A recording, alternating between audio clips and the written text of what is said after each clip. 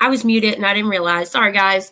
It's Christy from the MKP team back with another Talk It Out Tuesday. Today's topic is debt. I feel like it's really important. A lot of people don't talk about it, or when you hear debt, you think about money. It is not always money. Keep that in mind. So, with that being said, again, I want to reiterate just for the first few Talk It Out Tuesdays, now that I have a nailed down schedule, that this will be the standard time, although I'm a little bit late. Usually 7 to 7:30 will be Facebook and YouTube, and then 7:30 to 8 o'clock will be on Instagram. So yes, right after this, I will be jumping over to Instagram to do the same thing. So moving on, I have the new February calendar out. It is on the Instagram and Facebook page. Check it out when you get a chance to see who's coming out this month and what our Talk It Out Tuesday topics are, because as you guys know, they are open for anybody who wants to join in. So starting with debt, 42% of U.S. adults report that money concerns and dealing with debt negatively impacts their mental health. So keep that in mind when I go through this. And that's just the financial side of things. It leads to a host of problems like anxiety, stress, depression. It can lead to suicidal ideation because of this reason alone. You feel trapped. And when people feel trapped and cornered, they make rash decisions. So impulsivity, not your friend in those scenarios. But moving on, there is something called debt stress syndrome, and it's a name that doctors gave to a condition that concerns over debt actually led to mental, emotional, and even physical health problems. So it can really affect your entire mind, body, everything when you're in debt. But we talked about how there was more than one kind. So let's get into that. First of all, as everybody knows, there is financial debt. That is, of course, where you're, first of all, research shows that 50% of adults who are struggling with debt also have a mental health issue. People who have, let's say, for example, ADHD or anxiety, or depression even, will actually spend more money because of that impulsivity. They want to trigger that happy vibe, so to speak, or that reward system in their brain. And most of the time, and I'm guilty of this too, it means spending money. So just because it's on sale doesn't mean you need it. Okay, write that down. My mom always told me if you can't buy it twice, you shouldn't buy it once. So if that teaches you anything, there's that.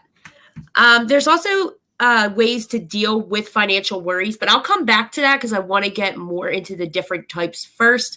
And I'm going to try to speed through this because there's not too much here. I try to keep these as short as I can, especially when I'm by myself, because nobody wants to hear me drag on for a while, and I tend to repeat myself. So I'm trying to prevent that.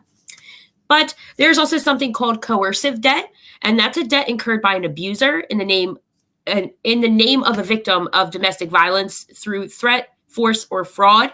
It's a form of control, identity theft, and economic abuse. So people in domestic violence relationships, for example, there's a fly. Their partner will take out credit cards in their name and rack them up, or they'll take all their money out of their account because they made it into a joint account, things like that. One of the biggest red flags in an abusive relationship from outsiders looking in is that the person has no control of their money anymore when they usually did. So, pro tip. And if they don't see them anymore. I just filmed a domestic violence informational guide with somebody a few minutes ago. So. The next one is emotional debt. Emotional debt occurs when you do not identify and acknowledge your emotions. They steal away from your time and energy in the present by letting you imagine things that didn't even exist, or letting things that you can't even control or fix or already happen or haven't happened yet really dominate your now, so to speak. So instead of worrying about like what's going on in front of you, you're more worried about something that either has happened already or has not happened already because you haven't dealt with the core issue. So that is emotional debt. It is really important to take care of that. Emotions may be temporary visitors, and that's something that I say all the time, but that does not mean they are not important. Feel it, period. I know there's there's something super cliche. It's like you have to, feel it to heal it or something like that. It's a fact. Sorry, I'm getting a phone call. Moving on, we also have that, I was going to say the triggers for it, but I think I already said that. So, I told you that 42% of U.S. adults report that money concerns are the reason for their mental health issues, but there are ways to get around that. So let's talk about coping with your financial, and then we'll talk about coping with your emotional. So the coercive, there's not really something I can tell you to cope with that other than get help. If somebody is taking control of your money and you are not in control of your life situation in your relationship, then you need to get out. And there are many ways and many numbers that you can call. Please reach out to me privately, and I will send you a link that will literally clear from your browser history as soon as you click it, but we'll give you everything you need. You just gotta be quick. So to get out of debt, here are some coping strategies. Number one, stay active. Keep seeing your friends, go out and keep up with paying your bills. So what I mean by that is if you're going out with your friends and you're doing things that do not cost money, like, I don't know, going for a hike or going to the park. I used to hang out with my friends in the park all the time. It doesn't cost a dime. But we tend to go out with our friends and go to like brunches or go out to dinner or go to the movies and do things that cost a lot of money. If you're already in a financial burden, you should not be doing those things. Make sure you're doing things that don't cost anything. It does not cost anything to be friends. So write that down. Next is to face your fears. If you know you're going into debt, be proactive about it and prioritize your debts. Don't just ignore it, because if you ignore it, not only is it still going to be there when you're done ignoring it, it's going to be 10 times worse because 95% of the time your debts collect interest.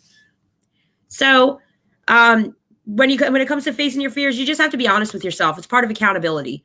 If you had a shitty spending habit, it's okay. You did it. It's done. There's nothing to be fixed about it other than being proactive, holding yourself accountable, and moving on with it to fix it. Next is don't drink too much alcohol. And that is absolutely key. How many nights, and I know there's probably at least 15 people that I could ask right now, how many nights have you gone out to the bar and you spent way too much because you got way too lit? You're like, everybody gets shots on me. And then you're broke the next day and you're like, so that's how I spent $400 last night. Got it. So mind your alcohol. Alcohol is fun in small amounts and in controlled amounts. Keep that in mind. And the next is not to give up your daily routine. If you make a routine and you stick to it, you're not going to have those urges or those impulsive activities that are going to cost you money. Like, I'm bored, I'm going to go shopping. Or I'm sitting here bored, let me scroll through Amazon and see what I can buy. And then you got the one day shipping. So now you got 10 boxes on your step the next day. Hold on one second.